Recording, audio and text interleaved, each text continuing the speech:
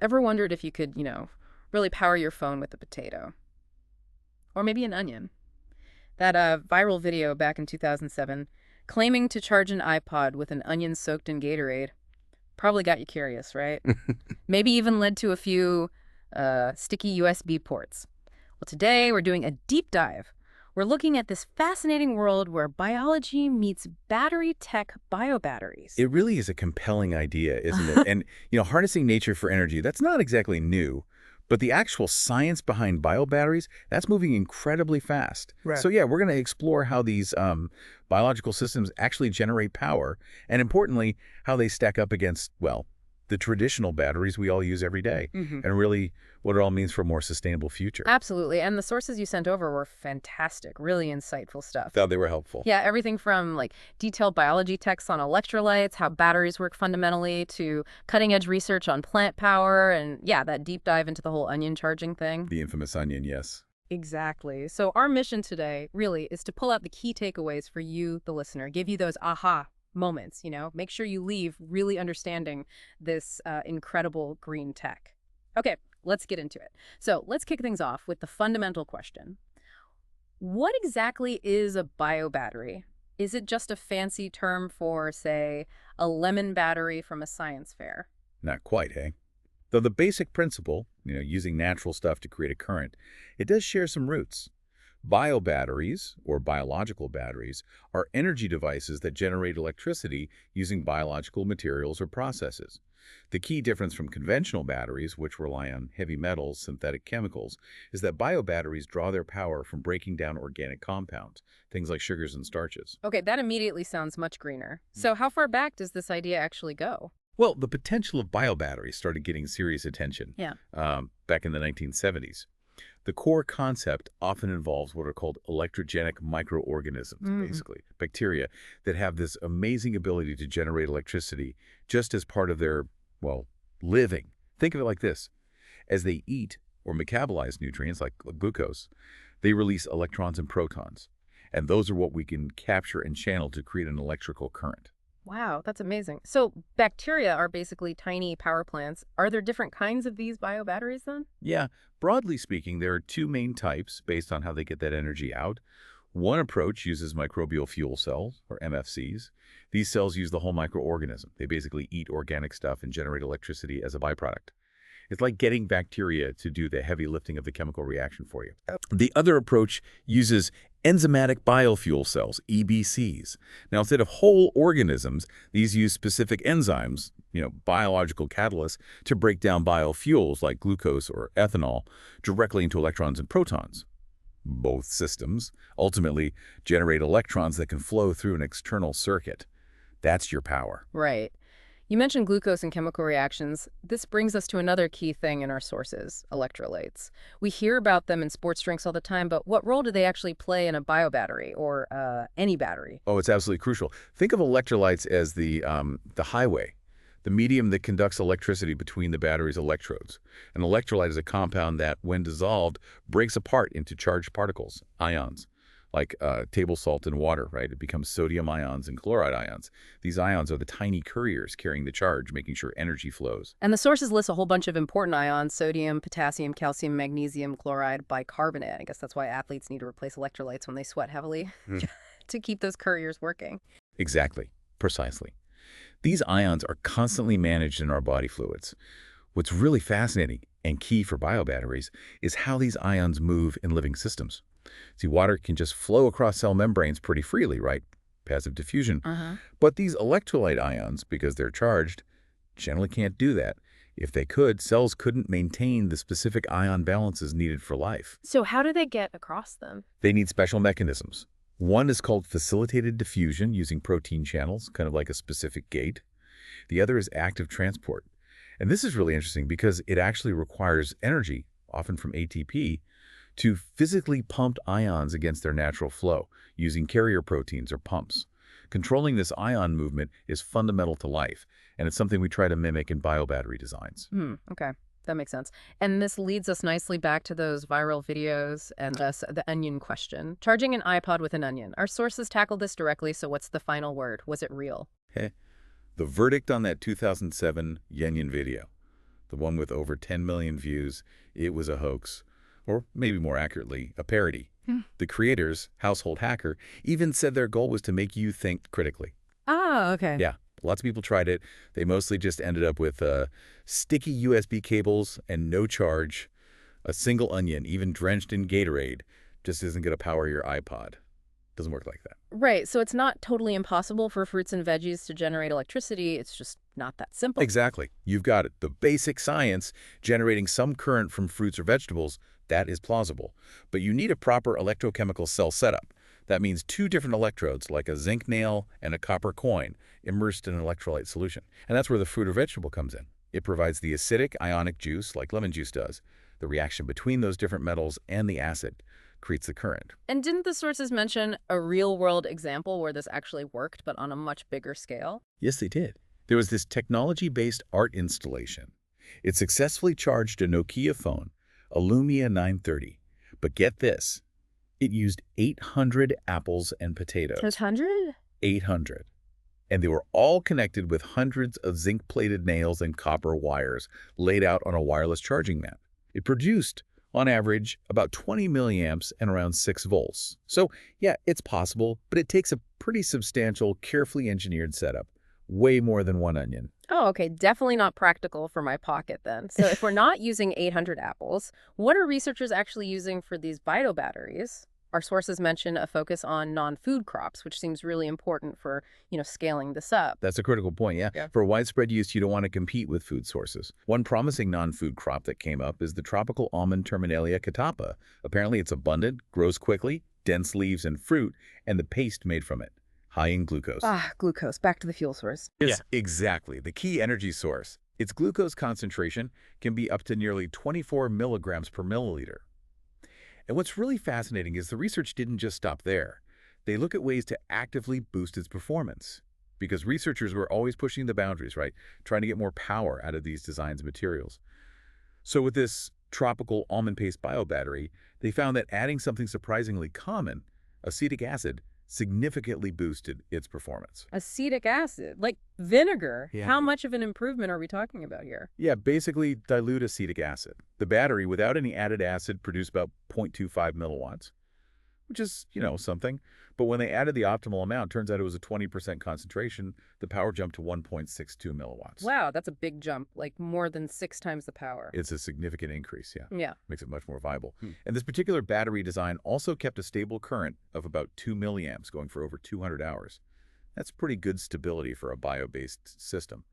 So the big question is, why does adding this simple acid help so much? Yeah, what's going on there? How does acetic acid, which the source mentioned is safe, non-toxic, cheap, give it such a boost? It's actually quite clever. The acetic acid acts kind of like a chemical key or unpacker. It helps speed up break down the hydrolysis of the longer chain carbohydrates that are naturally in the almond paste. It breaks them into shorter, more readily usable glucose chains. Ah, so more available fuel, basically. Precisely. More glucose means more fuel for the electrochemical reaction, which means more electrons released and therefore better battery performance. But there's a balance. Too much acid and performance actually drops off again. The research showed 20% concentration was the sweet spot. At 40% or 80%, the performance decreased. So you need that right mix. That's a great example of optimizing these biomaterials. Really interesting. What other kinds of innovations are happening out there in the biobattery world beyond this specific almond example? Oh, lots of exciting stuff. Sugar-powered batteries are a big area. Enzymes are still key there. Sony did some early pioneering work back in '07 using glucose. Got about 50 milliwatts. More recently, Dr. Y.H. Percival Zhang's team at Virginia Tech, they developed a biobattery using maltodextrin, which is interesting because it has a higher energy density than just plain glucose, and you can get it from starch, so it's very renewable. Okay. His team used a whole cocktail of enzymes, like 13 different ones, to really squeeze the maximum energy out. They're achieving energy densities that could potentially be better than traditional lithium-ion batteries, which is really the benchmark. Wow. And then there are the bacterial approaches too, right? Beyond just those electrogenic ones we mentioned earlier. Absolutely. Yeah. Like Prasi Sokin Choi's work at Binghamton University. He's using 3 different types of bacteria that work together synergistically. They generate electricity from a bacterial photosynthesis fuel source, so using light indirectly. Yeah. And a really significant innovation, especially thinking about waste, is the development of dissolvable bacterial biobatteries. Imagine a battery that just harmlessly dissolves after you're done with it. Right. That's a huge environmental advantage over throwing away traditional batteries. That really is thinking about the whole life cycle. That reminds me, the sources also mentioned a circular economy innovation. Yes, indeed.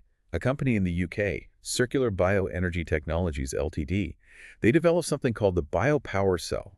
It's made from fully recyclable organic materials. Hmm. And crucially, it avoids things like lithium, cobalt, other rare earth metals that are common in traditional batteries and have, supply chain and environmental issues. Right. And get this, at the end of its life, it can actually be repurposed as an ionic fertilizer. No way. So it goes back into the ground. Exactly, making it green, biodegradable, rechargeable, and flame retardant.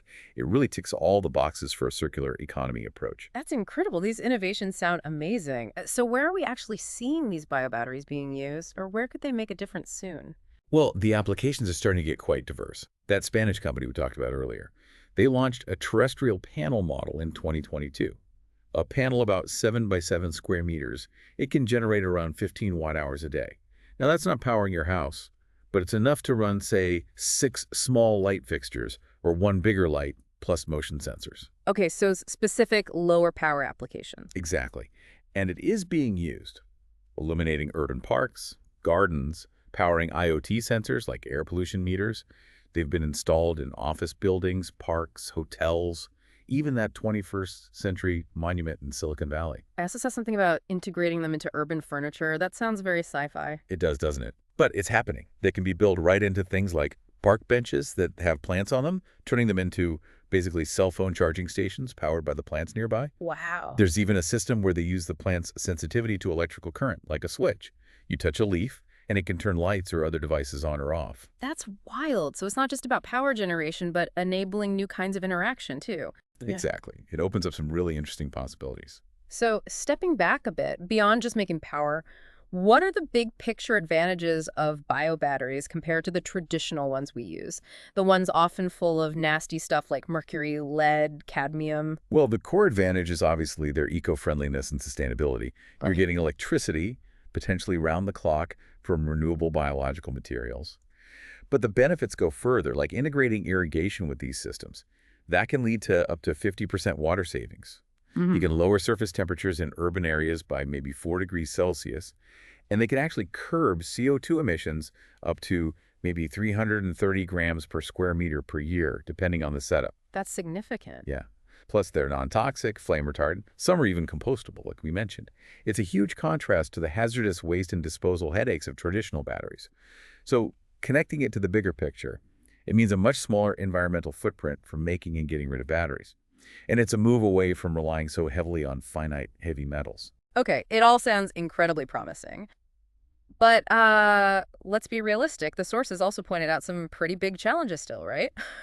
What hurdles do biobatteries need to clear to really go mainstream? You're absolutely right. It's not all smooth sailing yet. There are significant challenges. Yeah. A major one is power density.